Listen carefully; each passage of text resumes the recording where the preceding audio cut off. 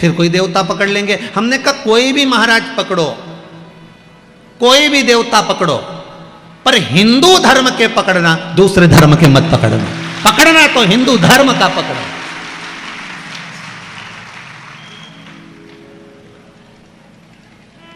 कहीं Enda Benda मत पकड़ लीजो रे, पकड़ो, मना नहीं, पर हिंदू धर्म का पकड़ना। कोई राम का गुणगान करने वाला हो, कोई कृष्ण का गुणगान करने वाला हो, कोई शिव का गुणगान करने वाला हो, कोई माँ जगत जननी जगदम्बा का गुणगान करने वाला हो। और निवेदन है मेरी माताओं से, निवेदन मेरे भाइयों से, आप सबका गुणगान करना, पर जब दुख की घड़ी आए, जब आपको लगे कि आज मैं बहुत तकलीफ में हूँ, मैं बहुत कष्ट में हूँ, उस दिन फिर किसी को भले याद करो चाहे मत करो, पर मेरे महाकाल बाबा को याद। रुक जाओ भक्तों, जो इस कथा को पूरा सुनेगा और चैनल को सब्सक्राइब करके कमेंट में हर हर महादेव लिखेगा, उसके घर में खुशखबरी आएगी। याद कर लेना, उस शिव को याद कर, सामने खड़ा मिलेगा वो, असली रूप में तो कभी आता ही नहीं है। अभी यहां पर शंकर भगवान आके खड़े हो जाएं तो तुम यही सोचोगे जैसे नीचे बाबा और नहीं नाचे, पुंगी लेके दो दो।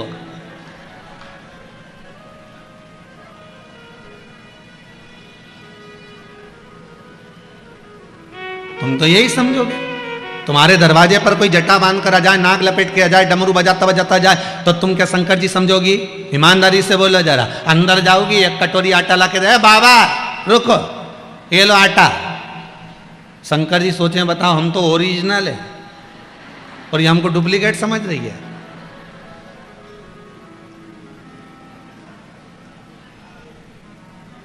असली तो समझ में नहीं आता, ये असली को पहचानना बड़ा कठिन काम है। दुनिया का सबसे कठिन काम है असली को पहचानना, बहुत कठिन।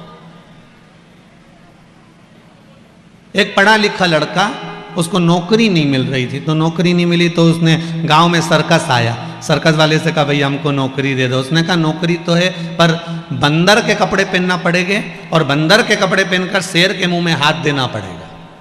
कितना मिलेगा? 4000 रुपये मिलेंगे। अब भूखा मरता क्या नहीं करता, उसने कहा बंदर के कपड़े पहनकर हम शेर के मुंह में हाथ दे देंगे। उसने कहा ठीक है। अब उसको बंदर के कपड़े पहनाकर शेर के पिंजरे में छोड़ा। जैसे ही शेर के पिंजरे में छोड़ा और शेर का पिंजरा जो खुला और शेर धाड़ता हुआ जो आया, तो ये तो पीछे हटा कि अब तो निपटा। शेर और पास में आया, ये और पीछे हटा। शेर और पास में आया, ये और पीछे हटा। इसको लगा ये शेर मुझे खा जाएगा। इतने में शेर झपट के बंदर के पास जाकर चिल्लाकर बोला घबरा मती, तू 4000 में बंदर बना है, मैं 7000 में शेर बना हूं। क्यों घबराता है?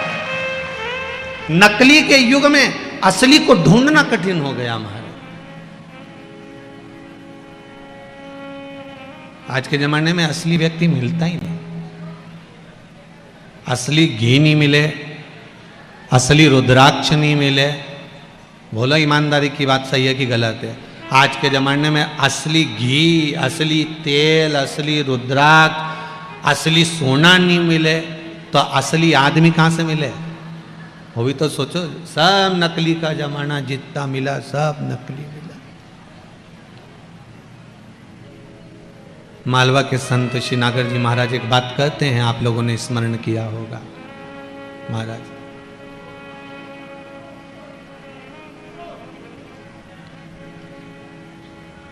जोगी आया भोगी आया ढोंगी आया रे, जोगी आया भोगी आया ढोंगी आया रे। जब गुरु आया गांव में तो कोई नहीं रे, ऐसो कोई नहीं रे। या हीरा को परखियो राम, कोई नहीं रे। परखदार कहां मिलेगा?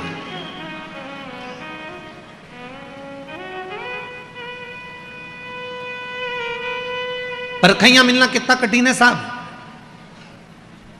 एक व्यक्ति के पास में 2 हीरे थे, बहुत चमकदार, राजसी ठाठ जैसे हीरे। इतने बड़े हीरे पूरे राजभवन में किसी के पास नहीं थे। उस व्यक्ति ने जाकर कहा, महाराज मेरे पास में 2 हीरे हैं, एक नकली है एक असली है, आप बता दो इसमें से असली कौन सा और नकली कौन सा है। अगर आपने बता दिया असली हीरा तो ये हीरा मैं आपको दे जाऊंगा। राजा ने हीरे की परख करवाने की कोशिश करी, इतना सुंदर हीरे हैं, इतने सुंदर हीरे हैं, और ये हीरा कम से कम करोड़ों का है, पूरी जायदाद बेच दूंगा तो ये सब बड़ा हीरा नहीं आ सकता। राजा ने अपने जौहरियों को बुलाया, अपने सैनिकों को बुलाया, हीरे की परख करके बताओ हीरा असली कौन सा नकली कौन सा।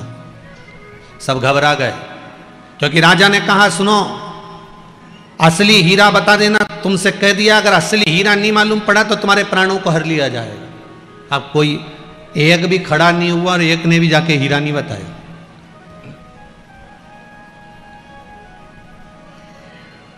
एक अंधा व्यक्ति आया, आंखें नहीं थी उसकी। आज राजा ने जो सभा लगाई थी वो राजभवन के अंदर नहीं थी, ठंड पड़ रही थी इसलिए राजभवन के बाहर धूप में सभा लग रही थी। अंधा व्यक्ति ने आकर कहा, महाराज मैं बता सकता हूं कि असली हीरा कौन सा है। राजा हंसने लगा, आंख का अंधा देख सकता नहीं है और हीरा बताने चला कि असली कौन सा है। अच्छे अच्छे जौहरी, अच्छे अच्छे मालिक इस हीरे को नहीं बता पा रहे हैं और ये कैसे बता देगा। मैं बता सकता हूं कि असली हीरा कौन सा है। राजा ने मन में सोचा मालूम तो पड़ ही नहीं रहा, चलो अंधे को ही मौका दे दो। अंधा गया और अंधे ने जाकर दोनों हीरे को अपने हाथ में स्पर्श किया। स्पर्श कर कर असली हीरे को उठाकर उस अंधे व्यक्ति ने राजा को दे दिया, ये असली है, इसको रख लीजिए। राजा ने पूछा, जिसका हीरा था उससे पूछा बता ये असली है। इतने में तो वो व्यक्ति खड़ा हो गया और खड़े होकर अंधे के चरण पकड़ लिया, बिल्कुल सत्य कह रहे हो, असली हीरा यही है। आप सत्य कह रहे हो, असली हीरा यही है, ये दूसरा हीरा तो नकली है। राजा ने उस अंधे व्यक्ति से पूछा, ये बताओ कि तुम कैसे पहचाने कि असली हीरा ये है और ये नकली है। तुम्हारे तो नेत्र नहीं थे, तुम तो अंधे थे, तुम्हारी आंखें नहीं थी, फिर तुम पहचाने कैसे। इतने में अंधे व्यक्ति ने कहा, मैंने जब हीरे का स्पर्श करा, हीरा कितनी भी धूप पड़ जाए, कितनी भी गर्मी पड़ जाए, हीरा हमेशा ठंडा रहता है। कांच गर्मी पड़ते से ही गर्म हो जाता है, इसलिए मैं समझ गया कि ये नकली है और ये असली है। समझ आ गई। किसी असली व्यक्ति को परखना है आपको, किसी असली हीरे को परखना है आपको, तो जिसको बहुत तेज गुस्सा आ रहा, बहुत तेज गुस्सा आ रहा हो, या बहुत बड़ी राज सत्ता पर भी जाकर बैठ गया हो, बहुत बड़ा पद अधिकारी भी बन गया हो, बहुत सारा उसके पास में मान प्रतिष्ठा भी आ गई हो, बहुत सारी दौलत भी आ गई हो, बहुत सारी संपदा भी आ गई हो, अगर वो व्यक्ति तुम्हें गुस्से में गर्म नजर आता है तो समझ लेना ये कांच का टुकड़ा है, हीरा कभी गर्म नहीं हो सकता। धन, प्रतिष्ठा, दौलत, सत्ता, मान, इज्जत सब पाने के बाद भी अगर उसके हृदय में नम्रता है तो समझ लेना कि असली हीरा यही है, इसमें नम्रता वाला गुण समाया हुआ है। यह असली का भाव है, असली का भाव।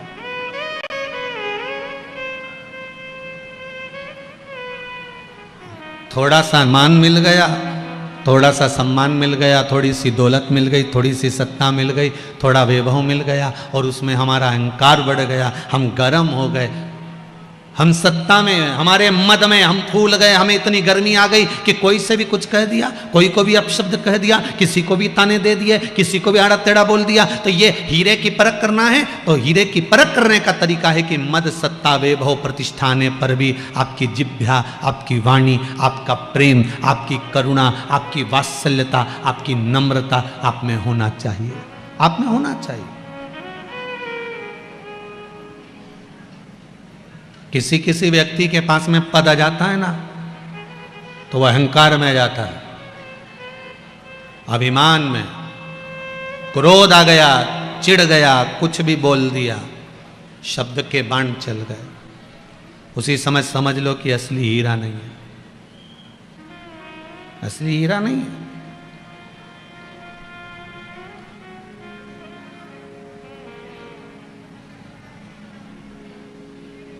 थोड़ा अगर काल घेर भी रहा है, थोड़ी परेशानी हमारे जीवन में बढ़ भी रही है, थोड़ी समस्याएं संसार में अगर आ भी रही है तो उसका निवारण है शंकर की कथा।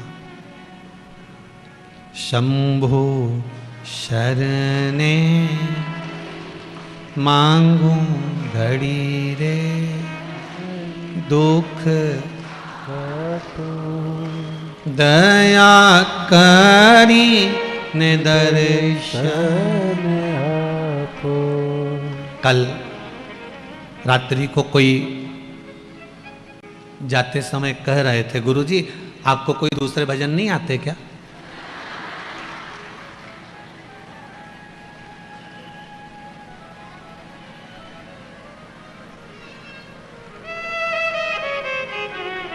एक ही एक भजन बार बार गाते हो। हमने कहा हमको तो पूड़ी भी बनाना आती है, पराठा भी बनाना आता है, पर पेट तो रोटी से ही भराता है। आप में से कितने लोग बैठे हैं जो 1 महीने तक पूड़ी खा सकते हैं? बोलो जरा जम के।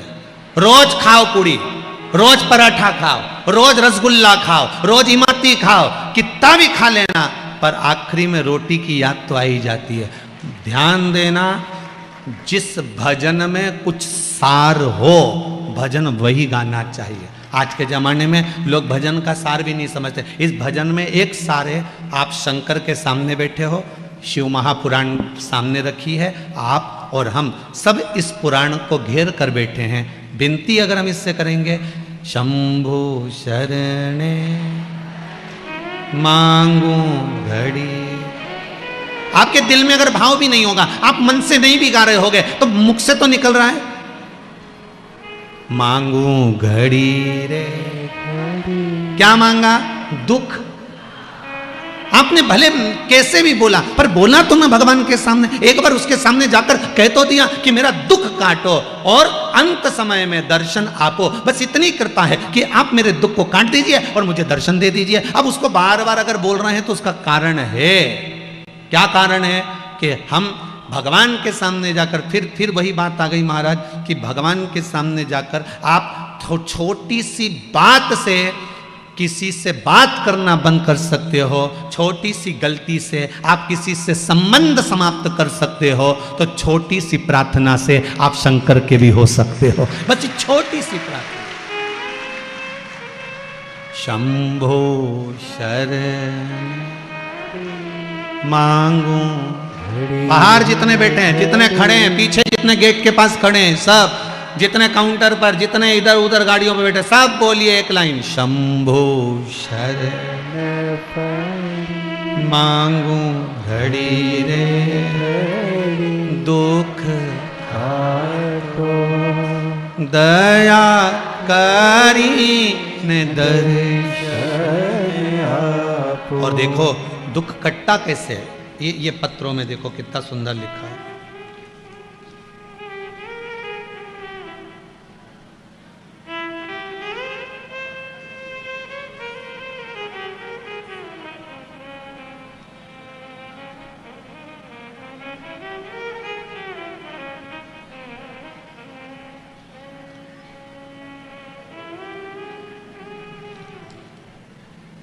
शैलजा बेटियां शैलजा रेखा बबली की माताजी लक्ष्मी पांडे, इन्होंने लिखा है। कहाँ बैठी हैं जरा हाथ हिलाएंगी? लक्ष्मी जी पांडे उधर बैठी हैं, जरा इधर साइड कैमरा घुमा लियो भैया। इन्होंने लिखा है, मालवीय नगर इंदौर से है ये।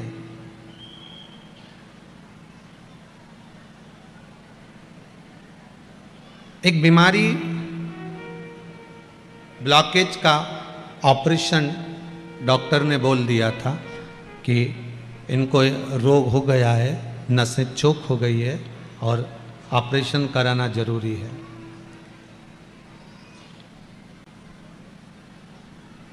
मैंने शिव महापुराण की कथा टीवी पर श्रवण करी।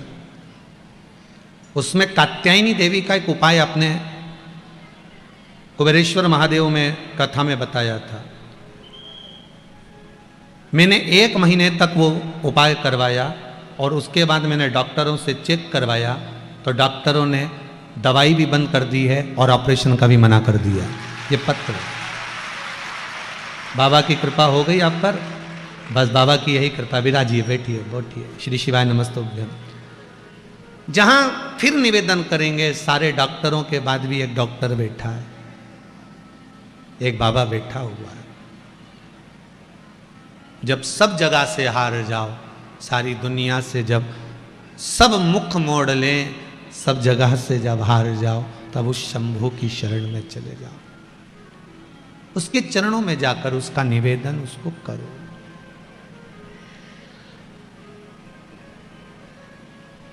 मेरे भोले तेरा सहारा है, मेरे भोले तेरा सहारा है, मेरी नैया का तू किनारा है, मेरी नैया का तू किनारा। बाबा के चरणों में जाकर आप अगर दिल से कुछ कहोगे, वो सुनेगा। मृत्यु लोक का निवासी है, वो पृथ्वी पर रहता है, और अगर वो मृत्यु लोक में निवास कर रहा है, पृथ्वी पर रह रहा है, तो वो आपका क्यों ना सुनेगा। आप उससे दिल से बोलो तो।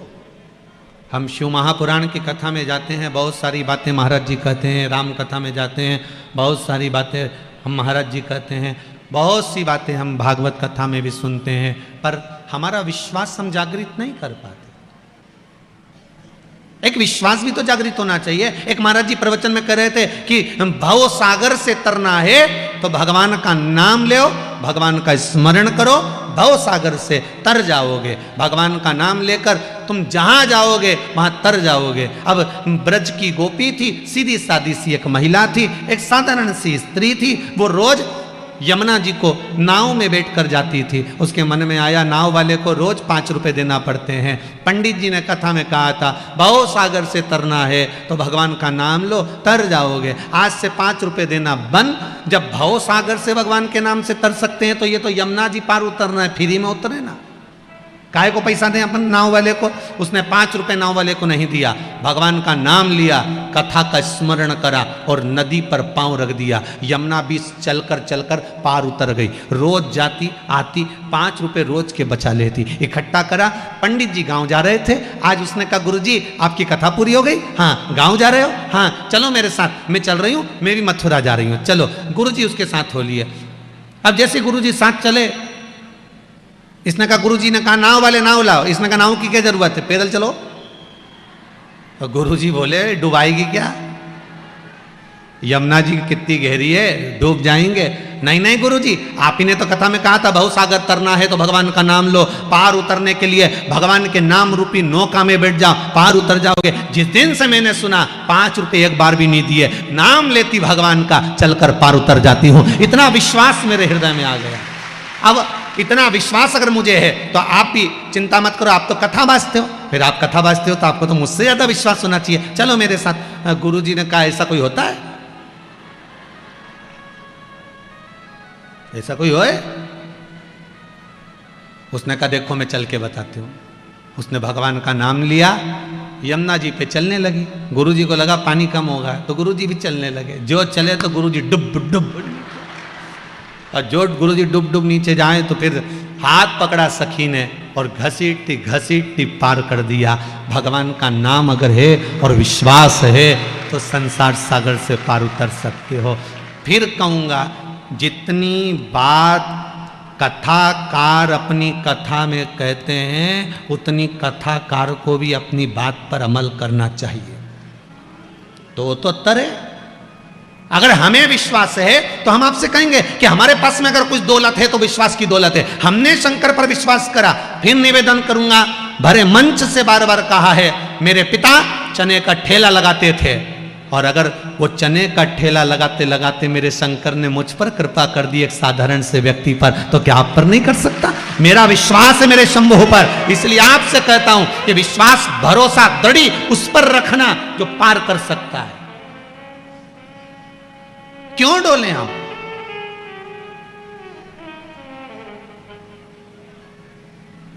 कभी एक आध बार तो हम भगवान से कह सकते हैं, भगवान तुम्हारे बिना मुझे नींद नहीं आ रही। रोज फोन लगा के बोलती मुझे तुम्हारे बिना नींद नहीं आ रही। कभी भगवान से भी तो कहो कि मैं जब तक तुम्हारा गुणगान ना करूं, जब तक मैं श्री शिवाय नमस्तुभ्यं का जाप नहीं कर लेती, जब तक मैं शिव महापुराण की कथा रात्रि को 15 मिनट पलंग पे नहीं सुन लूं, व्हाट्सएप पे, फेसबुक, यूट्यूब पे, तब तक मुझे नींद नहीं आती। आप में से कितने लोग हैं जो रात्रि को कथा सुन के सोते हो? कथा सुन के सोते हो? अरे वाह, जोरदार ताली, बहुत बहुत साधुवाद, बहुत बहुत साधुवाद। होना चाहिए। मेरा नियम है, मैं रात्रि को कथा सुनकर सोऊंगी, चाहे कुछ भी हो जाए। 5 मिनट सुनूंगी, 2 मिनट सुनूंगी, पर शिव महापुराण का स्मरण कर कर सोऊंगी, तभी जब शंकर का स्मरण कर लूंगी। क्यों? तो कह ऐसा सुना है, जिसका स्मरण कर कर सोते हैं ना, वो जरूर सपने में आकर दर्शन देता है। उसकी कथा सुनकर सोऊंगी, वो जरूर आएगा, वो जरूर मिलेगा। विश्वास जागृत। कितने अच्छे अच्छे लोग गाना गाते हैं, तुझसे मिलने के लिए तेरी कसम। तो ऐसा एक आध बार भगवान सामने शिव, मेरे भोले तेरा सहारा है, मेरी नैया का तो उस विश्वास जागृत करो, भाव जागृत करो।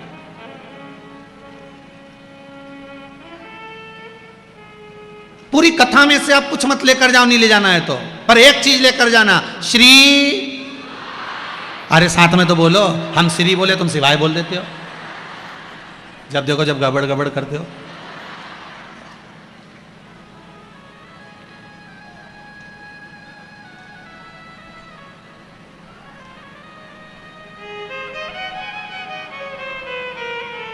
फिर से बोलो जरा, श्री शिवाय नमस्तुभ्यम। कथा में से अगर लेकर जा रहे हो, कुछ अच्छी चीज धारण कर कर ले जाओ, कुछ मत ले जाओ कथा में से। तो मंत्र शंकर का, शिव महापुराण का मूल मंत्र है श्री शिवाय नमस्तुभ्यम, ये ले जाओ।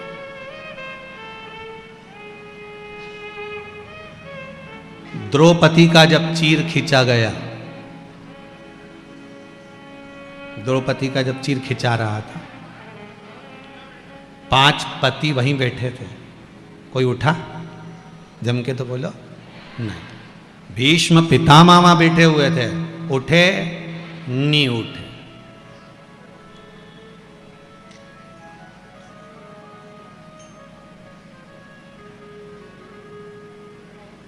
धृतराष्ट्र नहीं उठे, गांधारी नहीं उठे, कोई नहीं उठा।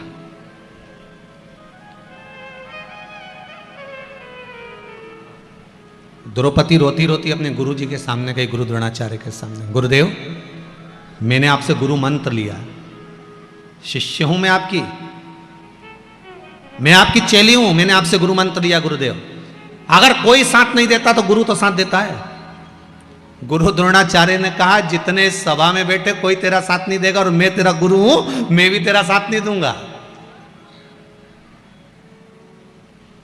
तुम भी अच्छे से समझ लेना रहे इंदौर वालों, समझ लेना जरा अच्छे से।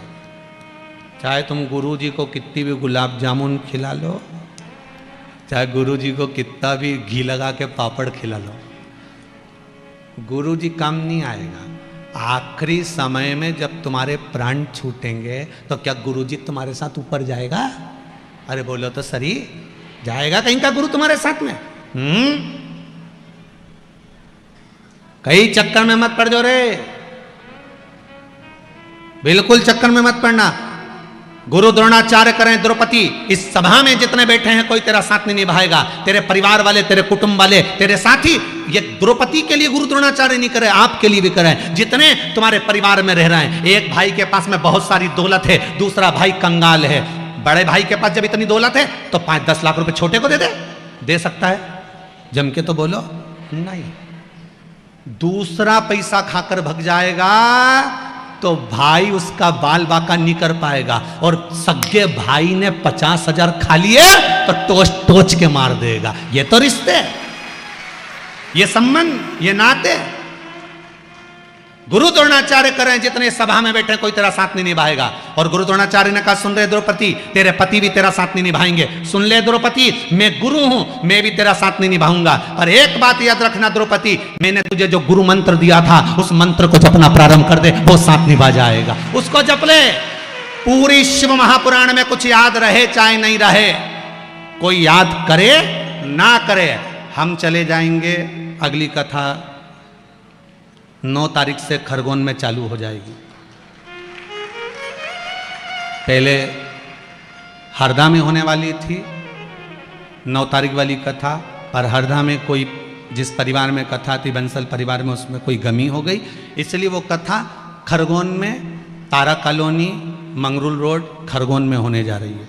तो हम तो चले जाएंगे 9 तारीख से 15 तारीख तक वहाँ कथा रहेगी। उसके बाद चले जाएंगे छिंदवाड़ा के पास कथा है, फिर वहाँ से भिलाई कथा है, तो कथाएं तो चलती रहेगी। पर हम फिर निवेदन कर रहे हैं, सियोर वाला महाराज तो अपनी जगह चले जाएगा, रिश्तेदार अपनी जगह चले जाएंगे, कुटुंब कबीला अपनी जगह चले जाएगा, टेंट बाद में उखड़ जाएगा, सब कोई अपनी जगह चले जाएंगे। तुम्हारे भीतर भी पूरी शिव महापुराण भले तुम्हें याद नहीं रहे, मत रहने दो। पर गुरु द्रोणाचार्य कहते हैं, अंतिम समय में जब दुशासन तेरा चीर खींच रहा है तो तू उस मूल मंत्र को याद कर ले। आपसे भी निवेदन है, दुख आए तो श्री शिवाय नमस्तुभ्यम याद कर लेना, सामने शंकर मिल जाए। जब आपको लगे कि मुझे ये, मैं तो कह रहा हूं प्रैक्टिकल कर के, एक छोटा सा प्रैक्टिकल करते रहना चाहिए।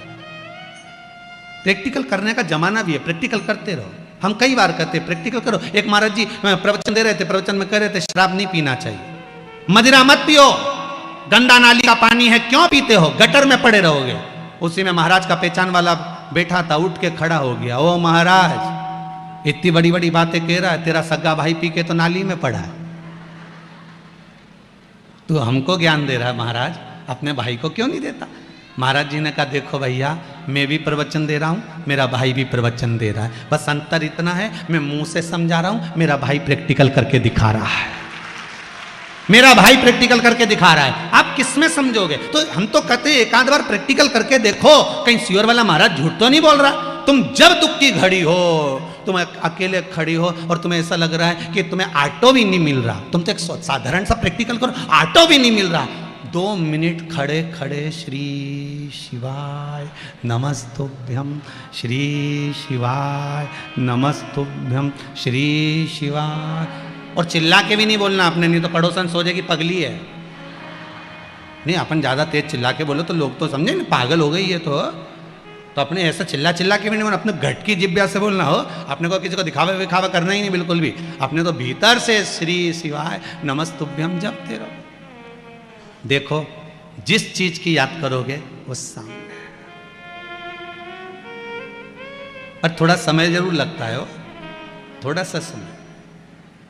हमने तो यहां तक कहा है तुम्हें रसगुल्ला खाना हो ना तो 2-3 दिन तक तुम श्री शिवाय नमस्तुभ्यम जपो, रसगुल्ला आके माने का कहीं से भी आए, कोई भी लाएगा, तुम जपो तो मंत्र में वो बल है साहब। जब विदेश में श्री सूक्त के मंत्रों से सोना बना सकते हैं, हमारे भारत की भूमि के मंत्रों में बल देखिए कि विदेश में श्री सूक्त के मंत्रों से सोना बनाया जा रहा है, और हमारे भारत में केवल हम श्री सूक्त का पाठ कर रहे हैं, वो सोना बना रहे हैं। हमारे मंत्रों में इतनी प्रबलता है कि अगर हमने दिल से जप लिया तो परमात्मा भी सामने आकर खड़ा हो जाता है। और हुआ, कई बार हुआ। तुम जपो तो मीराबाई जपी, भगवान आकर खड़े हो गए। मीराबाई के दादाजी ने कहा मेरी तबीयत खराब है मीरा, ये दूध का कटोरा ले जा, भगवान को पिलाया। ले, मीराबाई दूध का कटोरा ले गई, भगवान को दे दिया, भगवान के सामने रख दिया। मीराबाई अपने काम में लग गई, भगवान ने दूध नहीं पिया। मीराबाई को लगा रोज पीता होगा, आज नहीं पिया, हो सकता है अपन आपस में पहचान नहीं है इसलिए नहीं पी लिया होगा। मीराबाई जब देखी कि भगवान दूध नहीं पिए, मीराबाई हाथ जोड़ के बोली, बाबा ठाकुर कन्हैया दूध पी लो, पी लो। भगवान नहीं पिया, पत्थर की मूर्ति में से कोई भगवान प्रकट है दूध पीना, पियो।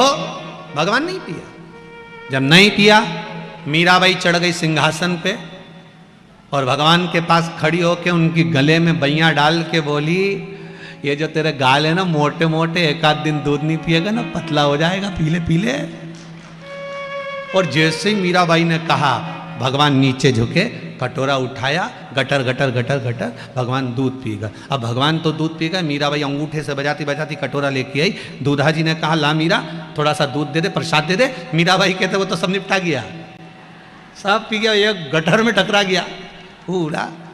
गांव के लोग बोले पागल हो गई है मीरा, पत्थर की मूर्ति कोई दूध पीती है? मीराबाई बोली, हाँ हाँ दादाजी, पत्थर की मूर्ति ने दूध पिया। गांव के लोग हंसने लगे।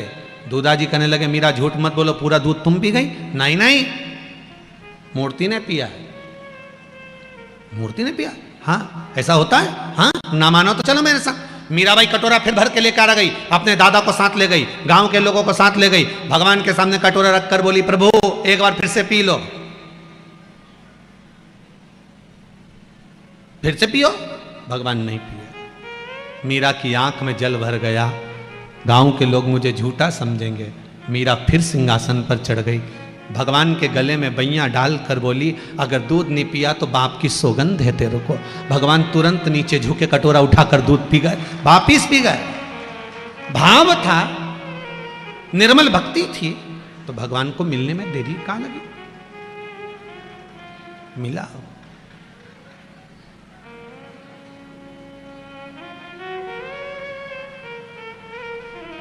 उसको पाने का तरीका आना चाहिए। आपका भाव अगर शुद्ध है तो भगवान मिलता जरूर। जपो, मूल मंत्र का स्मरण करो, श्री शिवाय नमस्तुभ्यम, श्री शिवाय नमस्तुभ्यम।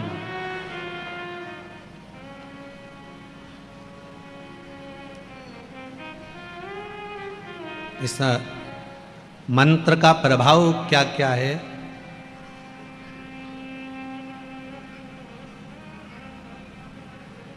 उसका मैं क्या वर्णन करूं? ये एक पत्र है, एक माँ ने लिखा है, मेरे बेटे का जॉब नहीं था,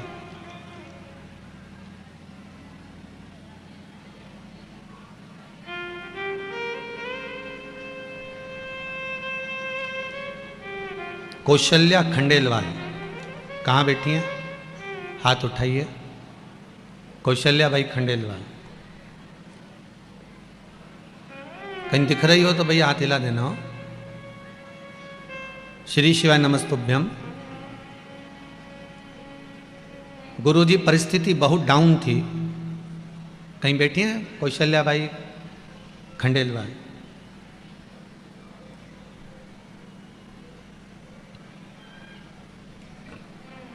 भूखे मरने की नौबत थी, कुछ भी नहीं था।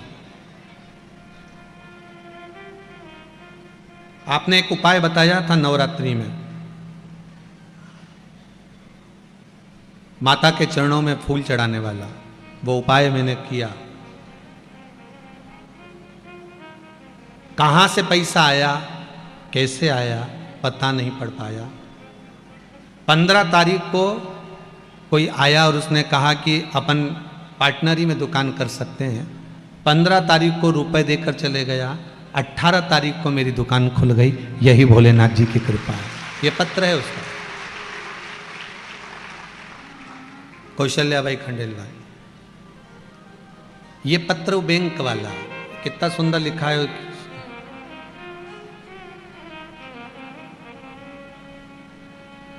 गुरुजी पहली बार श्राद्ध पक्ष की कथा में कुबेरेश्वर धाम आई थी मैं, सीहोर।